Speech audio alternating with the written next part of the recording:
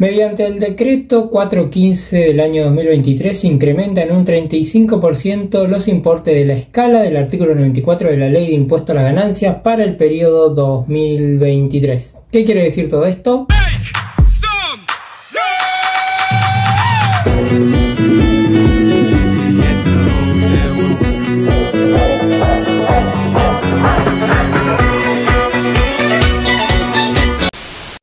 Bueno, impuesto a las ganancias, lo que se incrementó fue, digamos, la tabla del artículo 94 de la Ley de Impuesto a las Ganancias. Entonces tenemos valores nuevos que tener en cuenta al momento de pagar este impuesto o al momento de calcular cuánto es lo que vamos a pagar, ya sea por nuestras inversiones o por nuestros ingresos de las diferentes categorías. Recordemos que el impuesto a la ganancia no se aplica solamente sobre la segunda categoría, que son, digamos, nuestras inversiones, nuestras compra-venta de acciones, bonos, títulos, sino que también ingresos de primera categoría, por ejemplo, alquileres, ingresos de segunda categoría, lo que estábamos hablando de los bonos y acciones, ingresos de tercera categoría, si es que tenemos alguna sociedad, alguna empresa, algo con un amigo, un socio, también tributan a través de esto, de esta escala. Y por último, el trabajo, digamos, por cuenta propia, es decir, si sos autónomo o si sos monotributista, por ejemplo.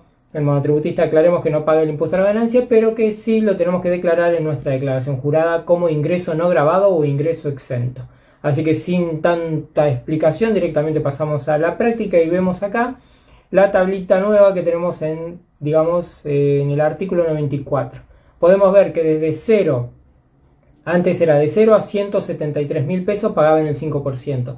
Ahora es de 0 a 234.000, pagan el 5%. Es decir, tenemos más margen.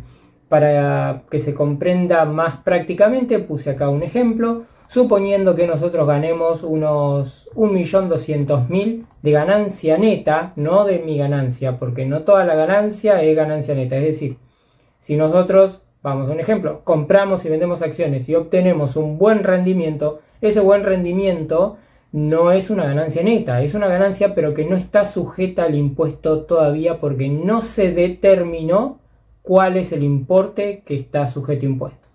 Luego de cargar todas nuestras deducciones, que podemos llegar a cargar en el formulario F711, que es la declaración jurada del impuesto a las ganancias, llegamos, en este ejemplo práctico que traigo, a una ganancia neta de 1.200.000. ¿Qué quiere decir? Que me voy a estar encuadrando acá, en esta línea, en este renglón de la tabla del artículo 94. Entonces, voy a tener que pagar una suma fija, como acá me dice, de 96.217, y luego tengo que pagar el 19%, porque recordemos que los porcentajes que se pagan son progresivos.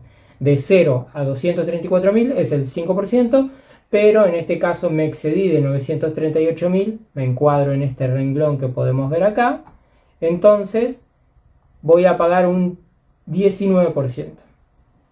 Este 19% no se aplica sobre 1.200.000, sino que se aplica sobre el excedente. Así que tenemos una suma fija de 96.217 y tenemos un 19% de porcentaje sobre el excedente.